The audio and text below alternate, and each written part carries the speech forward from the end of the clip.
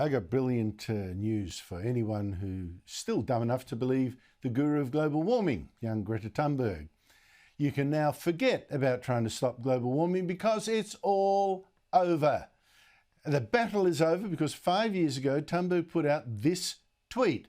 A top climate scientist is warning that climate change will wipe out all humanity unless we stop using fossil fuels over the next 5 years. Well, check the date of that tweet, posted 5 years ago yesterday. So 5 years is now up, and look around, the sun has risen and we're still using fossil fuels. In fact, I think more than ever. And we're still perfectly fine. Either that or we're doomed and we don't yet know it, and there's nothing we can now do to save ourselves, according to Thunberg. So why even bother trying? Relax. Now, I should say that Thunberg has since deleted that tweet, and she did misrepresent that scientist. He just said that the Arctic ice cap would disappear by now, but he was completely wrong on that too, like so many prophets of global warming. Joining me is National Senator Barnaby Joyce, the former Deputy Prime Minister. Barnaby Joyce, always great to talk to you. How much longer before Canberra politicians, like the Prime Minister, realise this global warming scare has been a giant beat up, it's not working out at all as predicted, and the cost of trying to stop it is just too horrendous to keep trying? I mean, look at power prices through the roof. When do you think that penny will drop?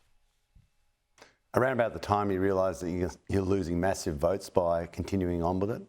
As I've said so many times before, power prices are going up, reliability is going through the floor, and the money from all this is heading overseas with imported wind towers, imported solar panels, overseas renewable companies. We're just getting ripped off, and we're suckers. And it'd be kind of amusing if it wasn't for the tens of thousands of people who can't afford their power. And we've had some of the coldest days on record recently. And there are people who have to stay in bed because that's the only warm place in the house. There are people who are literally going back to a third world conditions, who just can't afford a Western advanced economy's lifestyle, which they should be their birthright, living in a place such as Australia. And Greta Thunberg, well, they sensationalise, they catastrophise, they get themselves in front of a camera, they sit down on roads.